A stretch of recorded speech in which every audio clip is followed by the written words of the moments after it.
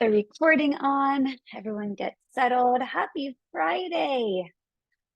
So happy to see you guys. For all of you who are here live and for those watching the recording, thank you so much for being here, for being part of the Journey Forward virtual retreat. And, if it so feels inclined for you to have today be more conversation, to engage in the chat, we can even turn on cameras and microphones if you guys got questions on any of it. So just wanting you to know that that's available and an option for you. And there's a lot I want to be able to get to in the next hour. So first, just taking a moment to breathe,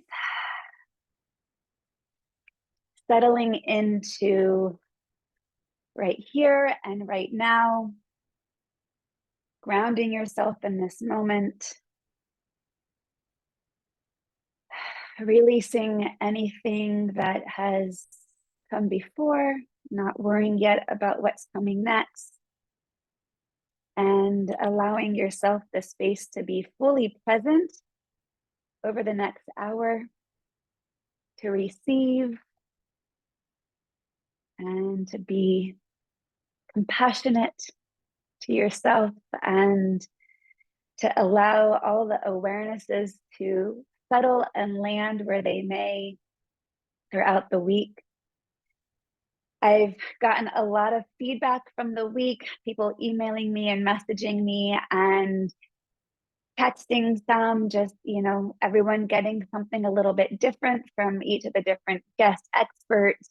And, whatever it was that you needed to receive and the intention that brought you here, I hope that you got some nuggets of insights or wisdoms to be able to take with you. And oftentimes it may take a little bit of time to settle in and to maybe listen again to a conversation, or to revisit your journal prompts, or to sit a little bit longer in meditation and allow what's new to just settle in, and not cognitively, but we're talking really just thematically, emotionally, experientially. So, I began the very first meditation of the question, why are you here, right? Why'd you sign up? What was your expectation? What were you wanting to get? And so I invite you to take a moment, jot down to yourself. If you are using a journal, you can do it there, but I'm just going to give you a moment to just have an ability to reflect, to see if you can recall, or even perhaps look back at the beginning of your journal of, why did I sign up? And we ask the question, why are you here? Why are you really here? So I invite you to take a moment with the question of, why were you really here? Did you get something that maybe you didn't realize you needed? Did you hear something in a new way? Were you able to see things through perhaps a different lens, one that's more clear, or not as attached to a narrative or an outcome, that through presence and acceptance, you could be like, oh, that's what's really going on here. And just noticing what comes up. And if nothing is different from what your intentions were at the beginning or what you thought it may be, let that be okay. And oftentimes with retreats, for those who've been on retreats, or especially with me in person, you know that the learning, the experience, just in the way that it starts as soon as you book it, it doesn't end the moment you leave. That there's integration. And the integration is often where the juicy stuff really comes from, right?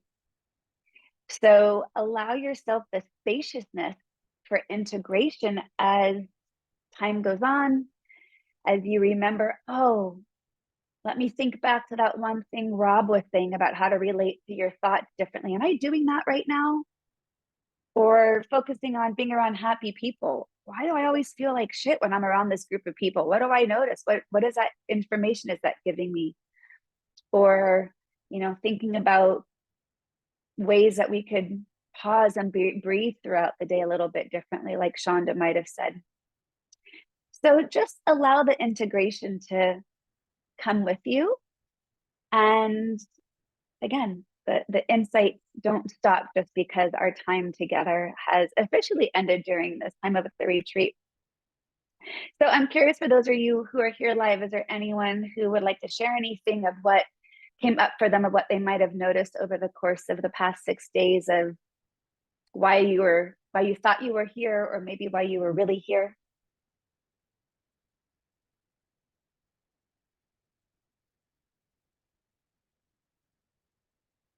And pop it in the chat. You can turn on your microphone. I can talk. Okay. Hi. Wonderful. Hi. So I went away a little bit and stepped away from my family life on a mom getaway during this time. So Personal retreat. Yeah. So I had a little bit of extra space. And I thought I was here to work on letting go, kind of letting go of control of my kids' experiences and all the mom stuff, just control in general. And I think that was a piece of it. And I think why I was really here, what I've come to realize and learn, is that I crave space to breathe. And I can get that when I'm home. Mm-hmm. I get caught in the eye of the storm really easily and caught up in the mom kind of narrative, and with a little bit more awareness of that fact, mm-hmm. and some additional self-compassion that I learn a millimeter at a time, I can step back even in the most high intensity situations. I can mentally step back and say, oh, look at that. I need to breathe. Yeah. Or whatever it may be. So that was a big aha. Beautiful. So I'm just going to reframe that. I see some people have just joined. So just hi, Jennifer. Good to see you here. We are revisiting the question we had at the beginning of the week of why am I really here, and why am I really here? So reflecting on what did I thought I was going to get out of this week, and what perhaps did I actually receive?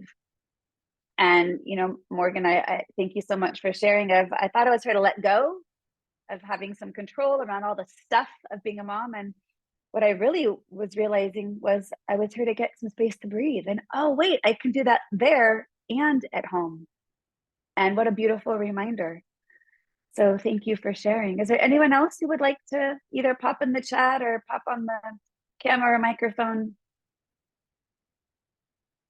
We'll give just a moment to see if anyone else would like the space.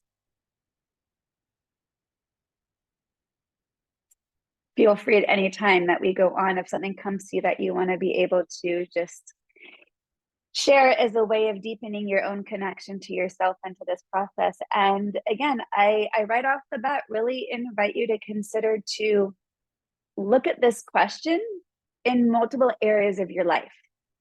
Why am I doing this? Okay, why am I really doing this? Right? I think this morning we had one of the angel cards was discernment. Was that this morning? And the ability to understand, why am I doing what I'm doing? And the difference of even a habit. Oh, I'm doing this because it's what I always do, but is it still working for me?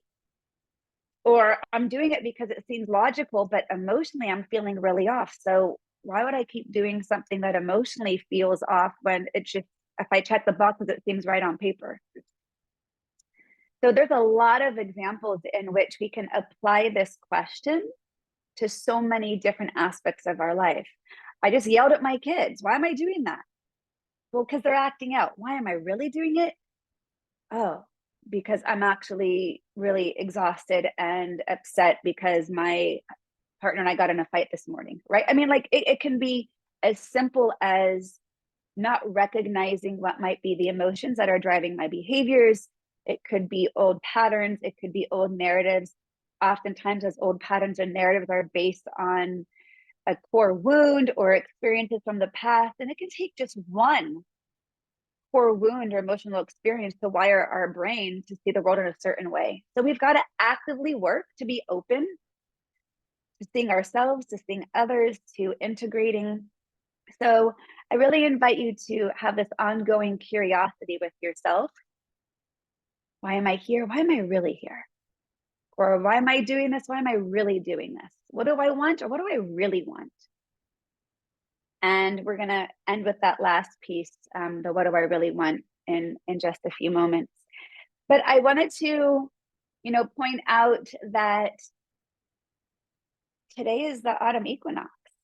And so how beautiful to actually be ending our time together at a literal point of transition. And I have talked to a few clients this week about following the cycle of the seasons as opportunity to check in with ourselves. And I don't remember exactly when it came out, but I had a podcast interview with a woman named Andrea Rosario, who coaches women basically to tune into nature more often as indication of what emotional state am I in based on what's happening in nature.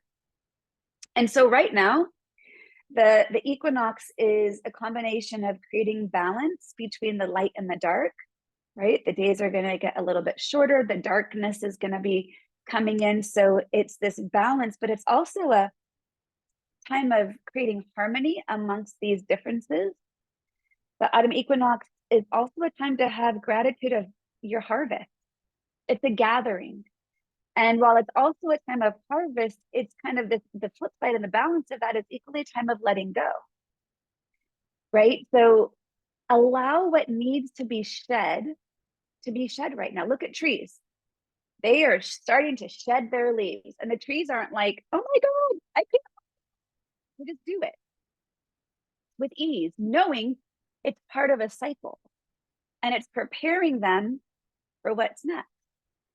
So if we tune into the season that we're literally in nature, what is the season informing me of? And if I recognize that now's the time of shedding and releasing what no longer serves me, knowing that it's creating the space for what's to happen next. So if we look at the cycles, right? So fall is that letting go, that shedding, that kind of pruning, the harvesting, taking the, we're keeping the good and we're letting go of what's dying off, right? Then in winter, we hibernate and we get warm and we get cozy and we kind of take some time to ourselves, and we want to be, under a warm blanket with cocoa and a fireplace and a good movie and a delicious smelling candle, or, baking. It's a way of grounding into self so that you have the energy reserved for spring, which is that rebirth, coming back into the light, right? The opposite of the autumn equinox and the spring equinox. And the spring is then that energy of, okay, well, through my shedding and through my hibernation, I now know what I need. I know how to birth what I want to birth. And then in summer, it's playtime. It's energetic. Think of like all the feelings of that last day of school, the smell of summer, pool parties, lemonade, popsicles, right? It's lighthearted, it's energetic, and we use our energy so that we can come into autumn again and let go of what we need to let go of. So it's no coincidence we are in this stage, because this whole week has been an intention of letting go of what's not serving you so that you can create the happiness, the satisfaction, the fulfillment that you want. But in order to do that, you've got to recognize, what am I holding on to? What am I really holding on to? Why am I holding on to this? Why am I really holding on to this, right? It's kind of a meta awareness of our patterns. And many people have a really good ability of creating meta awareness around other people's patterns that often have a little bit of a harder time with their own, right? So to me, this is the invitation. Are there any thoughts on that anyone wants to comment on, or have you ever thought about the seasons in that way, or understood it to mean what it could mean for you emotionally or spiritually or mentally or physically?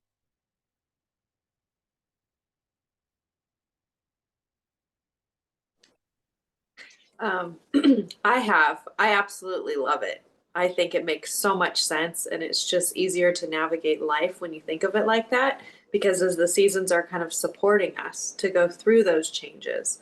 And it's a time, I think, to take advantage of it becoming, even though I don't like it to become dark so early, to kind of just take advantage of the changes and how can we make the most of it, Yeah. and evolve through the seasons. I think it's really cool. I've always thought of fall and winter, but I've never really thought about spring and summer, which is weird. Maybe because Yeah. spring and summer are my favorite. So I just Yeah. do, I'm just out there. But yeah, no, I love that. Yeah. And Yeah. where I'm at in my life, the fall is perfect. So Yeah. it's good. Yeah. Thank you for coming on and sharing that. And again, like even Rob was talking about it yesterday, like, nature is not like, I can't do this, right? We are the ones who get in our own way to say, but I don't want to do this. Okay, but it's what's here. What do I need to do to get through the thing so that way the thing doesn't have such power over me? Maybe it's as simple as taking a breath so you can quiet down that brain. Maybe it's as simple as, like Deborah said with that tree metaphor, what's the soil I'm in right now? Is the soil I'm in right for what I want to grow? Because I keep trying to plant in the same damn soil, but maybe it's not me being not a good, tending to my plants. Maybe it's just shitty soil, right? But like we attach so much judgment to what's not working. What if we just had a little bit more compassion? Like, oh, look at that. This is supposed to be shed, and I'm holding on really tight. And in that clutching and grasping and clinging, I'm causing my own suffering in the process. Why am I doing this? Oh, because I really want the thing I don't want to let go of. Yeah, but if it's causing you suffering to hold on so tightly, my guess is it doesn't always feel that good when you're with it. Whatever it is, a thought, right? An emotion, a narrative, a belief system, a job, a person, a connection. I mean, this can be applied to so many things. So yeah, so the autumn equinox, I think, is a really ripe time to say, I'm here to shed some things. Attachments to outcomes, old belief systems that are holding me back, narratives based on one experience from so long ago that I'm using to define myself over and over and over again in the here and now, despite a lot of evidence to the contrary that narrative is no longer upholding. So that brings me to, really just wanting to weave through what were some of my favorite highlights of each person's contribution that we had throughout the week. And as I go through them, feel free to chime in of any of the ones that spoke to you in any particular way. But starting with Chris, who has guided the meditation in that body scan, that has really stuck with me because I've never been guided in a particular body scan or in a body scan in that particular way, in which it was noticeable how he would guide from like the right to the left side and the left back to the right. And what was fascinating for me is I noticed that was literally like as we did the right arm, I noticed I physically felt softer in that arm by simply putting my awareness into it. And then my left arm didn't feel as balanced until I did the same on that side. And so it's amazing with combination of awareness and breath, what we can physically do to relax and calm our bodies. And if a relaxed and calm physical body, meaning not being tight in tension and the stress that we hold, how can you remind yourself more of the time the power of your own ability to actually shift how you relate to the energy in your body and just your physical body. Did anyone else have an experience with that meditation, that you had some sort of understanding of why a body scan? Because it's always an interesting idea of, like, you know, just putting your mind into the body, you know, whether it's that physical connection, the awareness. If I choose to put my mind here on purpose, I can choose to put my mind somewhere else on purpose. But then the additional insight of, well, if I can put my mind into my muscle on this particular body part, I can also do the same with my emotions. You know, it's interoception, getting to know yourself. So it's another layer of awareness that I think is really beautiful. And as I talked about on Sunday, you know, meditation really is, to me, the absolute foundation of creating any change in our lives at all. And as Shonda talked about, meditation does not have to be long for it to be, quote, effective.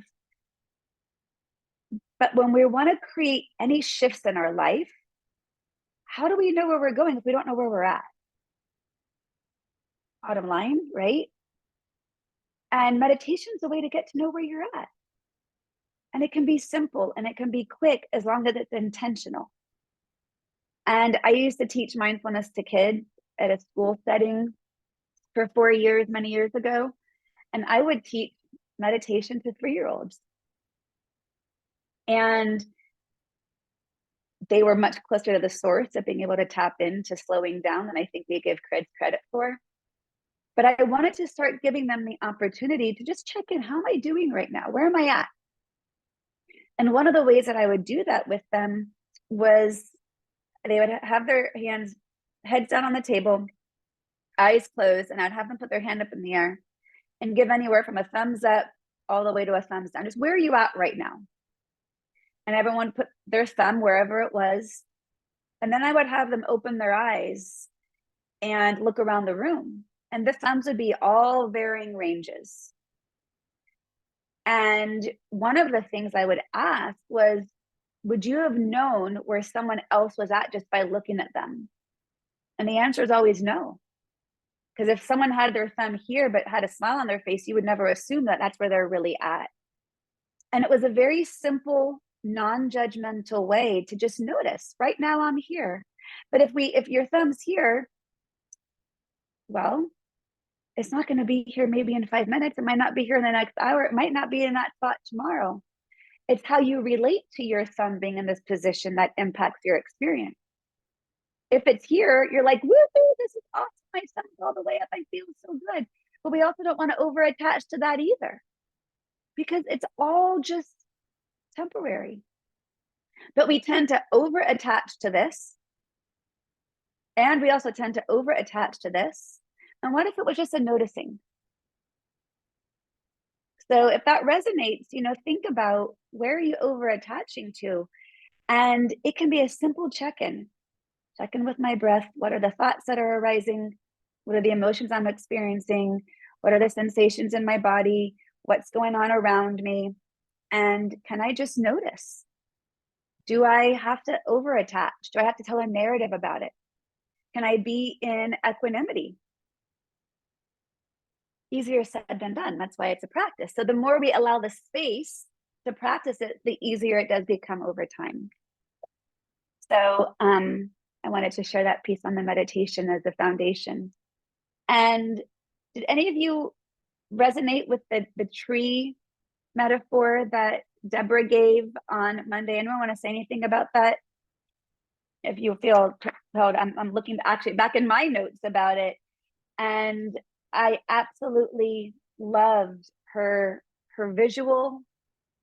So I just want to, yeah, anyone want to say anything?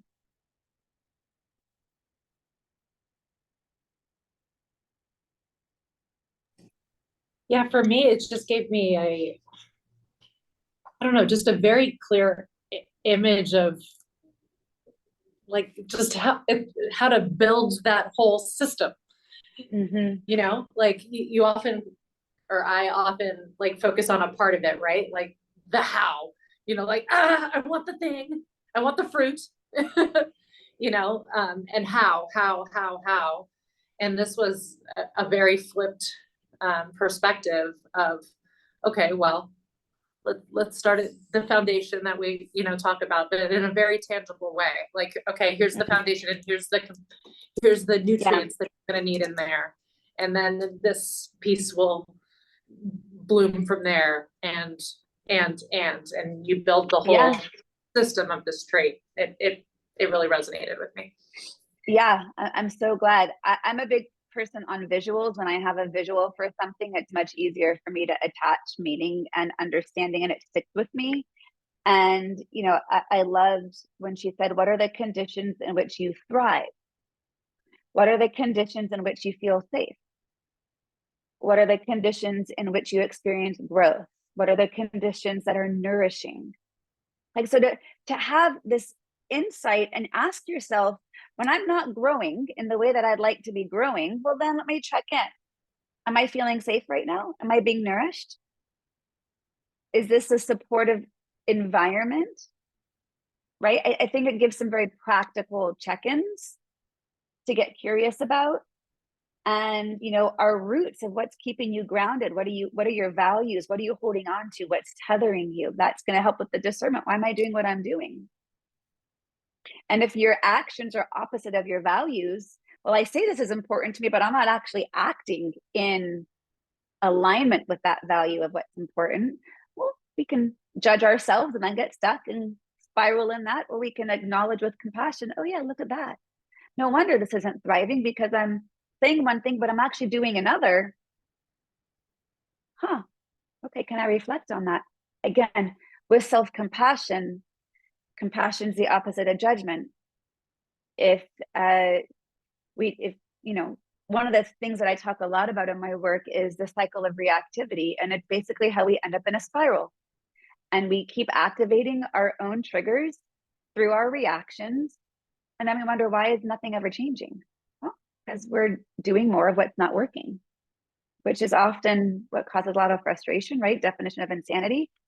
And with awareness and compassion, it's possible to get out of that. And it's one of my core frameworks that I do. It's, like I said, the cycle of reactivity. I think I mentioned it with Rob yesterday of, you have some trigger and it activates a thought, like, I hate this, I can't do this, why me? Why is it always like this? Like some thought triggering a sensation in your body, physical response, which we then use an emotion label to interpret what's going on. I'm overwhelmed, I'm stressed, I'm anxious, which that emotion, the actual language we use to name it has an emotional charge, and I'm often challenging clients, is that the actual word? Because you're saying this, but that might be a habit to use that word, and with it comes an emotional, energy. And then we don't like how we feel. So we have a pattern of ways in which we react to what is hard, what we don't like, what's confronting, what's triggering. Maybe we go into denial, resistance. Maybe we get louder. Maybe we shut down. Maybe we go into fix-it mode. Maybe we go into resignation of nothing's ever going to change, which only activates those thoughts and those sensations and those emotions even deeper. And then we wonder, how do I get out of this? Well, you got to have awareness that we're in it to be able to get out of it. And I call this the ABCs of mindfulness. So this might be a helpful little framework. I like little things to remember. But when you find yourself not in conditions of thriving, right, as evidence of what Deborah talked about with the tree, the ABCs of mindfulness is awareness. Okay, can I have awareness of where I'm stuck right now? Let me take a deep breath. That's the B. Let me breathe. When I breathe, I'm going to calm my brain. I'm going to calm my body, because again, the glitter of that snow globe of your mind will settle. You'll be able to see more clearly. And the C stands for choice. I have a choice. I can go back in that spiral, knowing how to do it. That's often why we stay there, because it's familiar or it's habit. We know what to do in that place, even if we don't like it. Or we can choose to work our way out of it. And that's where the bevy of tools that I teach of what do we draw upon? How do we access that? So yeah, I really loved Deborah's visual of the tree. And, but you know, my biggest takeaway of what are the conditions in which you thrive? And are you actively creating those conditions, working within those conditions, or are you unaware that you are in conditions to give you the opposite? Shonda's talk on Tuesday, one of my absolute favorite things, which I made her repeat, was her definition of balance. Did this resonate with you all? The gentle, ongoing recalibration of our priorities over time. And to me, that might be a journal prompt I ask myself at every season. Or, you know, like what's new now that I need to attend to that maybe I didn't attend to before? And can I let that be okay? That's the gentle piece, the compassionate part of, can I let it be okay that maybe my priorities have shifted? And I also really loved her description about taking the mindful break. What do I need right now in this moment? Do I need just to breathe? Is there something that I need to become, right? Is there some quality, or, you know, she gave the examples of confidence or assertiveness, or do I just need to like find some balance right now, you know, get back into calibration?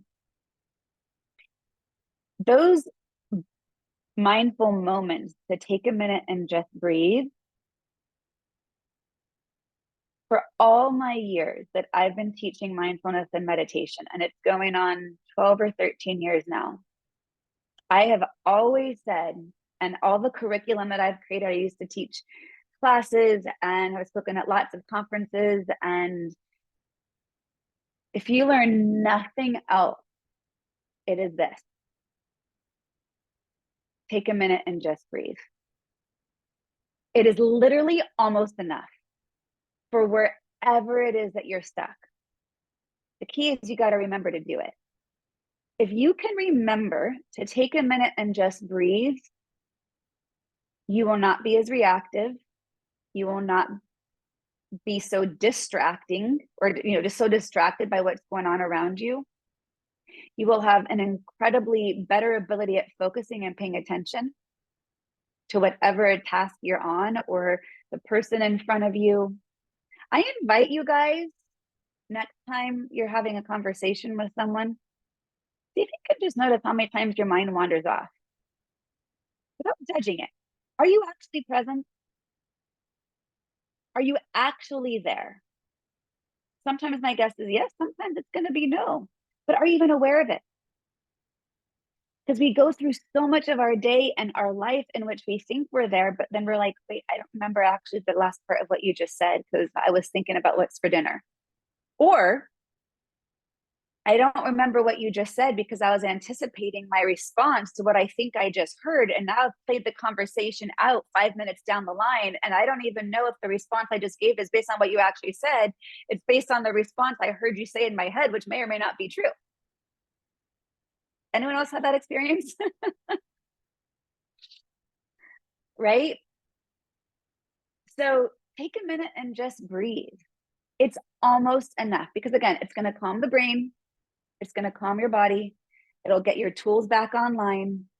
You're going to be operating with the complete operating system.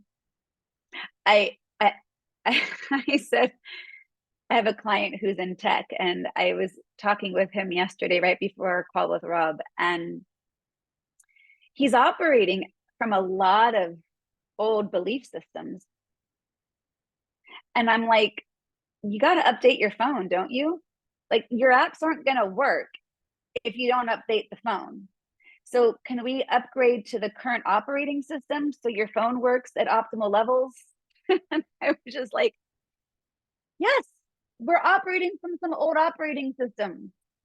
No wonder things aren't working at optimal levels now. Like, maybe the apps don't even function with the new operating systems because they're so old, right? Like, you see it all around us, you guys. We've got to upgrade how we do things because we're growing and changing, but our thoughts and our belief systems and narratives aren't always catching up at the same speed in which we want to create and step into our desires. So take a minute and just breathe. That was my long way around of saying, if you do nothing else, that's almost enough. In fact, I used to want to have a sign on the outside of my office door that said, "Don't bother me, I'm breathing." And the thing is, you're already doing it. And when I used to teach this to kids, I once went to every single grade at the whole school and said, "You guys, if you've been breathing from the moment you're born till the moment you die, why should you practice this? You're already doing it. Why should you practice this?" And this one little girl, she was 9 years old. She said, "I imagine you practice breathing for the same reason you have a fire drill." She said, "We have a fire drill so we know what to do in case of an emergency. And I imagine we practice our breathing so we know how to use it when we need it." You guys, I was in tears. She was 9. That's why we practice. Because when we breathe, we are creating a pathway for accessing calm and accessing presence and accessing discernment, because we're able to get to our tools. It's really hard to plan for the emergency in the midst of the emergency because you're not thinking straight. But if you build a muscle for it, it's easier to get there. So take a minute and just breathe. It's literally almost enough. We attach so much more narrative to the story. That's keeping it simple. It's not going to solve for other people. It solves for you, which is the only thing that we can take care of, right? I often say there's only 2 things ever that you can control. One is your breath, and the other is the response to what's arising. Everything else, if you remember those 2 things only ever you can control. You can control my breath and my response to whatever is arising. You will decrease a lot of your own suffering of what's not really within your control. But I really want that to happen. Okay, let me notice that. What's actually within my control? But I'm trying so hard. Yes, you are. And how's that working for you? And especially when the harder you try to control someone else, does that cause connection or disconnection in that relationship? Generally disconnection. Yeah, this is the reality. So moving on to Zach and the conversation regarding more fair play in relationships. Any feedback or thoughts on that one that spoke to anybody?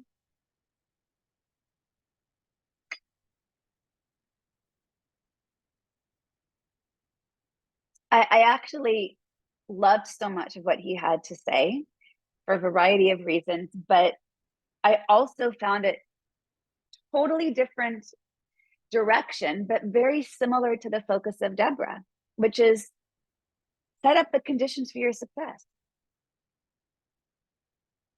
Right? That was a common theme. If we continue to be unsatisfied and unfulfilled, are we in the conditions to create the success for what we desire? Or are we just putting ourselves in the conditions that are not going to lead us to get to what we desire? And so, one of the things that he talked about, which I loved, the nuance of how he had couples visualize the conversation they were going to have and talking about how to split up the tasks or whatever the conversation was, but not just say, okay, we're going to have this conversation Sunday at 5 before the week, but what time, where are you going to have it, where are you going to be sitting, what you're going to be your reward afterwards as a result. Like, get that dopamine down, feel good about what you're doing, right? Honor those successes. And I think that we so often go off the, well, this is what I really want to have happen, but I don't want to actually do the work to get there, right? And as I've often said, you don't get what you wish for, you get what you work for. Because if I got what I wished for, I would have a whole hell of a lot of things that are different. But I also have to be really accountable to myself and asking, I really want the thing, but am I willing to do the work to get the thing? Maybe not. Well, then why do I really want it? is the want really authentic, or is it some narrative that I think I should do this, or it might give me some false sense of comfort or security? Do I want to be accountable to the work to get there? You want a more equitable relationship, but you don't want to have the conversations to get there. Well, that may not work for very long, right? You want to feel more healthy, but you're not really willing to change your diet. Okay, how's that going to work for you long term? So setting up those conditions for success, I thought was really helpful. And finally, with Rob, anyone have any feedback on Rob's conversation yesterday regarding cultivating happiness?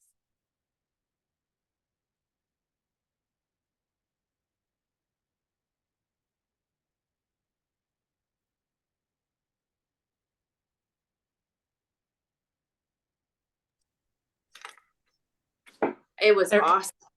Oh, No, go ahead. Dania. Sure, Morgan. By the way, it's good to see you, Morgan. This time last year we were in Sedona. Yes. Yeah. I just had a picture of all of us like walking a labyrinth pop up on my phone like an hour ago. Oh, Some of my in-person retreat attendees. So lovely to be here in a virtual retreat. So lovely for you guys to connect to. Rob's, it was awesome. It was so rich with information, you know, and some of it he talks too fast over. I got to be like, okay, I got to go rewind and listen to some of the details, because he had a lot of really good details that I didn't get to write down as quickly as I would have liked. Yeah, no, I was thinking the same thing as I was listening to it this morning, because I listened to the replay and I was just like, I need to go back and listen to that again, because a lot of good little tidbits of information. But the biggest thing that I got out of it is to just be, in order to create the happiness, you know, not to think, but just to be, and all about the mindset when things aren't going the way we desire. And it does bring happiness to just try to shift the mindset and think of something a little bit more positive, maybe about why we're going through this, or why this person, or what can we get out of it. It was I don't know, it was probably my favorite one of the week, and it's the one that kind of surprised me, because I went into the week not really knowing what to expect. I was just signed up. I'm like, this sounds good and I need it.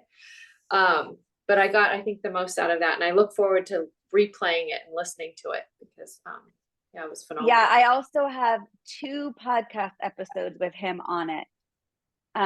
One, because specifically one person was like, can you please have him on again, please? So I reached out to him, like, but I have a specific request for you to come back on. So yeah, he shares a lot of really great wisdom. He and I actually met because we were on a summit together, and had a great connection through that. So yeah, I love his wisdom, and he delivers it really eloquently and simply for things that aren't simple. And I want to just name, and then Morgan, you can share what you were going to say. A lot of what he shares feels overly simplified. Just do happier things, be around happier people, think happier thought. Okay, but you guys, he was like on the verge of killing himself, right? So this is evidence to, you can be in a really, really, really dark place and literally choose a different path. So while these are simple, they may not always be easy, but often we also overcomplicate things. I think you started to say that, right? Like, just be it. Is this making me happy? No, then why am I doing this? Well, because I told myself that I'm really loyal. Great. How's that loyalty working for your satisfaction, fulfillment, authenticity, happiness? Well, I'm doing this because I said I wouldn't give up. Okay, says who? Says the party that didn't know what you were getting into before you said you wouldn't give up? Or, the old version of yourself that is 180 degrees different than who you've grown to be now, but you're holding on to that ideal? Like, I love the challenge of our own experience of narrative to say, like, says who? Well, says the voice in my head. But think about the statement of, like, I'm really mad at myself. Who's the I? Who's the me? And we got to relate differently. And I'll share a quick example, then Morgan can pop on, but you know, we have these different parts of ourselves. We need to learn how to be in relationship to a little bit differently. And I'll be honest, this has been a really, really big week for me. I've had a huge week of clients. And in terms of like how many clients I've had this week, the retreat has been really fun, but like an extra 2 hours of my day. And I'm leaving for Africa for 3.5 weeks on Sunday. So I have a ton of back work of prep for things to be going on in the background while I'm gone and most likely off the grid, on top of packing for a 3.5 week trip, of which I can only bring a duffel bag that weighs 33 pounds. Oh, and by the way, that 33 pounds also includes my backpack. Like, not gonna lie, there was a lot going on. And I realized I perhaps was taking on maybe a little too much. And I have an assistant, you know, but I had this realization last Sunday. I'm like, wow, my boss is kind of a bitch. Okay, that's me, you guys. Like, I was putting so much on myself, and yet why was I doing that? Because I have a big desire. There's a lot I want to do, but I had to be in different relationship to it. And that was my awareness. Okay, let me talk to my boss. Right, but we get stuck in the who's the I, who's the me, and how am I relating to what's arising, and what am I doing with that? Does that make sense? So I think that relates directly, you know, with the happiness, because it's about how are we thinking about our thoughts? How are we relating to our thoughts? Which ones are we holding on to define us? And which ones are we letting go right by that we don't realize could be the very thing to help us get to where we want to be? Morgan, what were you going to say? I tend to like capitalize and put space in between my lines when they're like really impactful in the moment. And like the whole talk with Rob was that way. So I'll just pick one of them. The last thing I wrote was feel your feelings, don't think them. And that's not a completely new concept, but again, the simplicity, you know, working with you, you know, often we're like, okay, what, you know, what's the sensation? We talked about that in this retreat, you know, what's the sensation that's coming up in your body? I've never completely had the thought of like, just focus on that, like unattached from the thought that's going on. And I practiced this today. You know, I'm a trauma survivor, and oftentimes those thoughts are just kind of intrusive and just show up in your day, and you kind of replay a thing. And the part of it that's, well, the thought is not fun, right? But the experience in the body is the part that I really like need to work with, you know? And today I just focused in on the feeling that I got in my body as a response to that thought. And the thought just kind of laid to the ground and just kind of fizzled away into mist. That's how it felt. And I was just sitting with the feeling, and not, again, I think this is going to be easier said than done a lot of the time, but not judging that feeling, you know, not trying to run from it, not trying to control it, but just like, yeah, that's the feeling I get. And just letting it exist there. And it was just a hugely different experience than what I usually do with like, I'm playing things out and it needs to go away. And, you know, it was just a very different experience. Thank you for sharing that, Morgan. And I imagine the feeling either A, didn't feel as intense without the attachment with the thoughts, and B, probably didn't last as long. So the intensity and duration decreases when we don't have the narrative attached of, but I don't like this, why now, why me, you know, why can't I get past this? Again, that's that cycle of reactivity, thoughts, emotions, sensations, reaction. It deepens it. We remove just one of those pieces. Okay, this is just a sensation. And the mindfulness, you know, component of that is really just to name it. And I practiced this a lot going through my divorce, where I just would say, this is what anxiety feels like, or this is what sadness feels like, this is what loneliness feels like. And then my second statement to name it would be, can I let it be okay that this is what loneliness is right now? Without, how long is this going to last? Why am I lonely? Is this ever going to get better? Like there's no commentary, right? This is just what this is. Or even the way Rob yesterday, when I use the word shitstorm, he's like, no, it's just rain. Maybe it's a storm, but like it's just rain. Right? Like, so I tend to get very nitpicky on language at times because we often are using the wrong language to describe what's going on. And that's going to create a whole different experience emotionally and otherwise. So there's a few things I want to say in order to wrap this up. But for those of you who've done any work with me, then you might know this analogy. But for those who don't, this is one of my most favorite visuals to demonstrate kind of all the things. And if I had to look backwards on this retreat from what I actually asked in the question, so I'll answer my own question from the beginning. What I thought this retreat was about was how to cultivate satisfaction when you weren't where you thought you were in your life.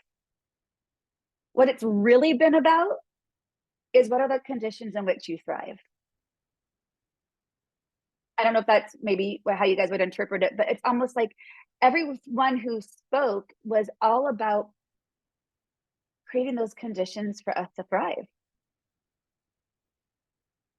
And being compassionately aware of when those conditions are not serving us. So here's the visual I want to show you. So if you have something nearby to hold up, like a cup, like I do, I invite you to pick something up and don't rest your arm on the table or anything, just hold it. And if I were to say, how much does it weigh? I don't know, it was a lot heavier when it was full of water, but I don't know, maybe this weighs a half a pound, it's pretty light. What if I said, I had to hold this for the next 5 minutes? It might start to feel a little bit heavier. What if I told myself that I had to hold it for the next hour? It might really start to feel heavy. What if I told myself I have to hold this cup for the next 24 hours straight and I'm not able to rest my arm or put the cup down? It would really feel heavy. So does the actual weight of it change? No. So the moral here is the longer you hold on to something, the heavier it is to carry. But we hold on to something that's heavy to carry and we don't realize our own agency or discernment and what to do about it. We just often walk around, this is so heavy, this is so hard, why is this always happening to me? And we do all the self-help books and the podcast and we bitch to our friends, and yet we don't realize our agency. Well, I'm just going to put down the cup. Now, the cup hasn't gone anywhere. It's still right in front of me, but I've shifted my relationship to it. I'm no longer suffering as a result of its existence. I was suffering by how heavy it was getting and the narrative I told myself about the cup. The cup was just the cup. So I invite you to consider what's preventing you from putting down the cup.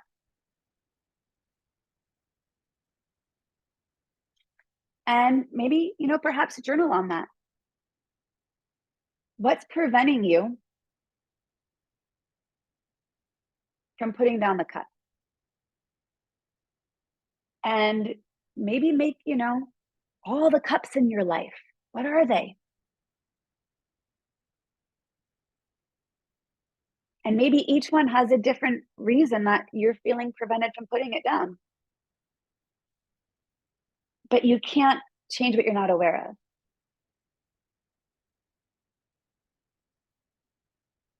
And as long as you're walking through life holding this cup and upset about the cup and angry about the cup, and you're not seeing other people holding around cups and you think you're the only one holding the cup, like, okay, we all are holding it. But are you allowed to thrive in the same relationship as how you're holding this? So to bring this full circle, and based on the email I sent out about tonight's call, I'm going to end with a story that, again, some of you might heard, but this is also one of my favorite stories to share. I might go a minute over 6. I'm going to do my best to keep it succinct. But this truly is one of my most single-handed, life-changing moments. If you want the full story, scroll to the very beginning of my podcast, and I have a whole episode on it. But what led up to this point was an amazing series of serendipitous events that I couldn't write if I tried. But what led to that started with my existential crisis of how did I get to where I am? All right, universe, give me the signs. And when I opened myself up to the universe to give me the signs, the universe like didn't shut up. So here I was on retreat with Dan Millman, whose most well-known book is Way of the Peaceful Warrior. One of the little mini pieces of serendipity was this retreat was at the Omega Institute in New York. And I was originally scheduled to go on a mindfulness and education retreat the previous summer. I had it booked, I was supposed to be there. And very last minute, we moved and bought this house. And me having to leave for the retreat would have been right smack in the middle of the move. And it wasn't the appropriate time for me to go anywhere. So in true mindfulness practice, when I called one of my mindfulness friends who I had met at another retreat, and like, what do I do? She says, well, I tend to what's arising in the moment. And so I didn't go on the retreat and I stayed put at home. The following summer, I had one weekend all summer that I was available. And I had found out from reading Dan Millman's book the summer even before that. So I read the book in the summer of 2011. I was supposed to go on that first retreat in summer 2012. Summer 2013, there was only one weekend I had all summer. And guess who was leading the retreat the one weekend I was available? With Dan Millman. Anyhow, I go and I'm there.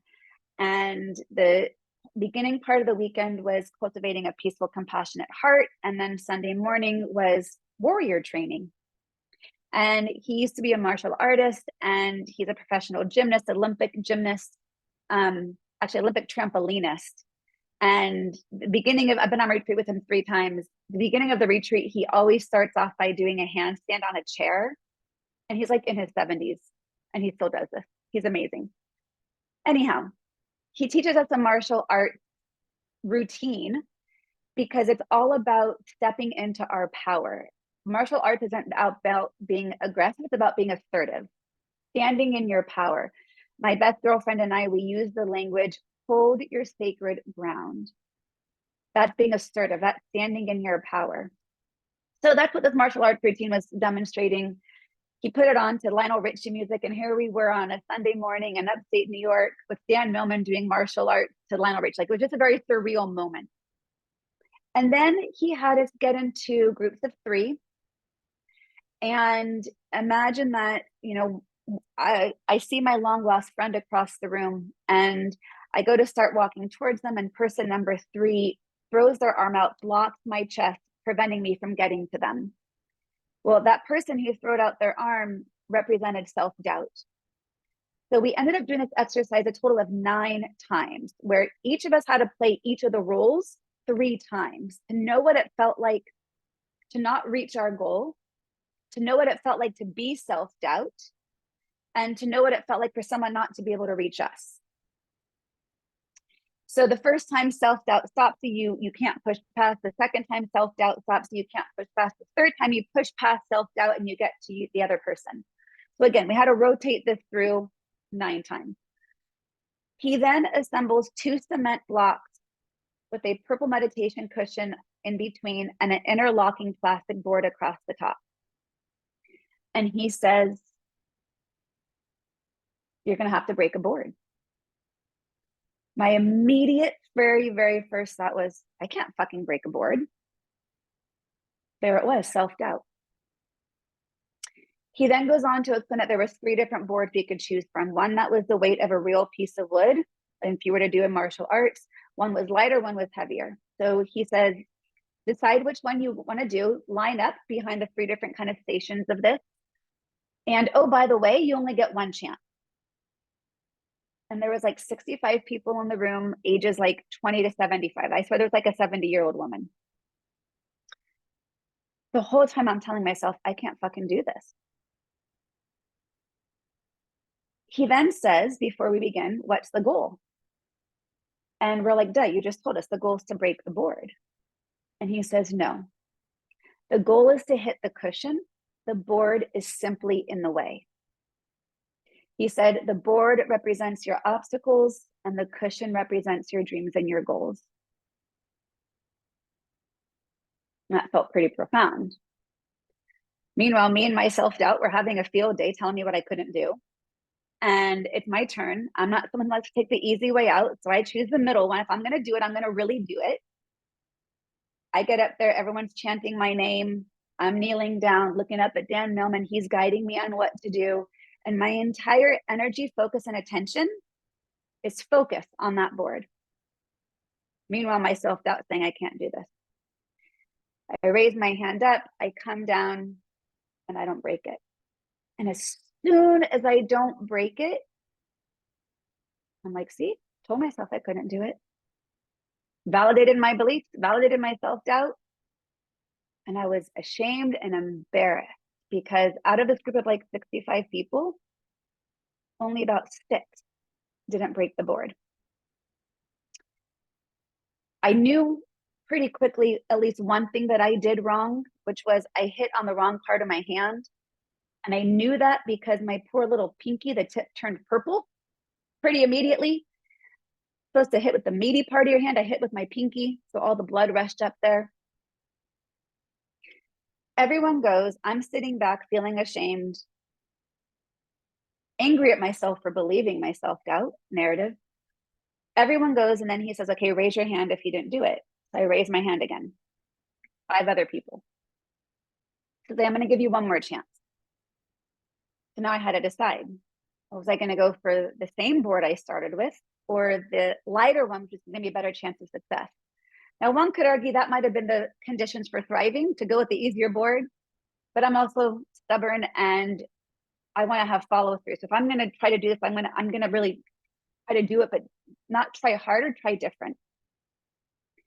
So I get up there again.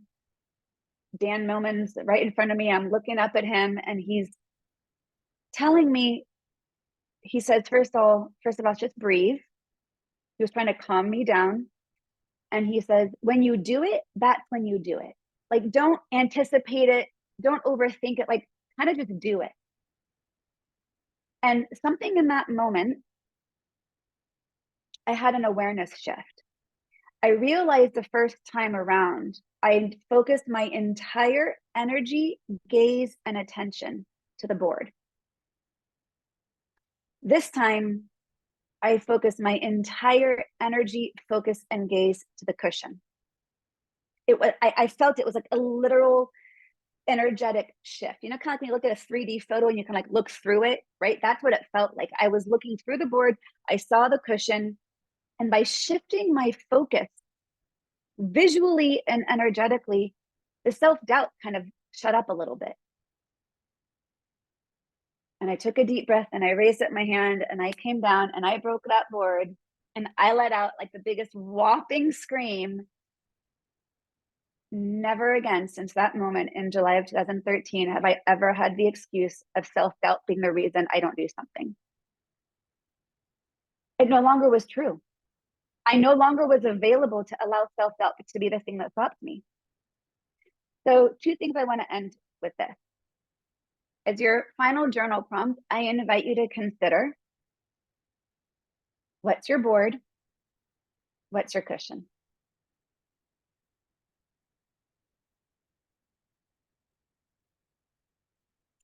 Board is your obstacles, mindsets, narratives, belief systems.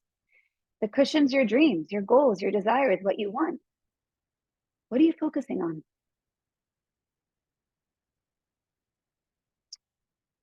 And then we can bring it full circle of what are the conditions that support the cushion?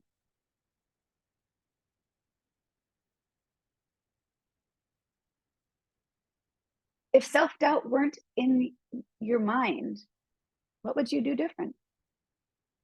And if it's not self-doubt, maybe fill in the blank of the other thing that stops you. Fear, anxiety, insecurity. There's a lot there, right? Which one's the thing that's keeping you focused on that board? For me, I kind of had all of it, to be true.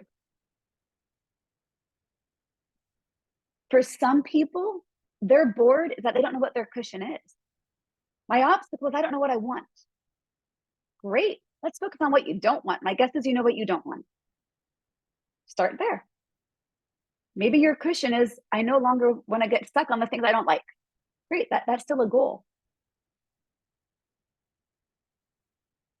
So I hope that this has inspired you to self-reflect just a bit, to create some insight of how to integrate all of this.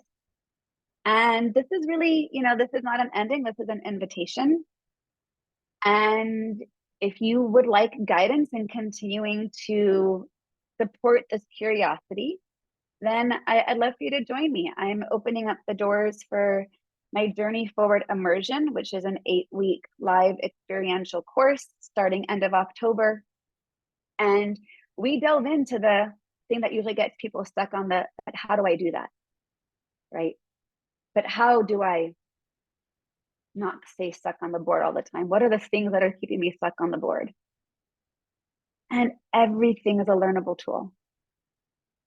And I'm going to be sending out an email. I know that there were some potentials for giveaways, so be sure to check your email and the details of the giveaways. I've got a book and a journal, and all of our different guests has offered lovely different gifts, but it's about engagement, right? To be able to be in that raffle for that. And I am doing a special offering. The early bird pricing for the course is over $1,000 off, and that ends a week from today. But even just for being in the virtual retreat, you're going to get $99 off. So I'm going to send out a code for that as well. So there'll be some follow-up emails for you guys of some of the other details. But this literally has been the work of my personal life. Like, I couldn't be where I am if I didn't do the work that I'm here offering in the way that not only I've done it, but not only what I've been taught in, being trained, but in what I've been doing with clients for years around how do I shift my focus? How do I reframe my thoughts? How do I let go what's no longer serving me? How do I focus on me without feeling selfish, or what I want without knowing? So this to me is our life's work. It never ends, unfortunately. New stages bring new things, and that's great because I love to learn and grow. It's not always easy. Believe me, the past year of my life has been the absolute hardest, harder than my divorce. And it was also necessary. A lot needed to be shed for this version and iteration. And remembering that growth is possible. Change is possible. I always say, if you don't believe it yet, that's fine. I'll hold the space for you that it is. You can borrow mine. So I've gone 10 minutes over your time. I apologize. Happy Friday. Happy fall equinox. Thank you again for so much for being part of this week. And I wish you all to be well, and look for the follow-up emails with some of the options of how to get into the raffle of the different giveaways and the Journey Forward method. And I hope you guys stay connected. So thank you guys so much. Deeply in gratitude. Thank you so much, Shira.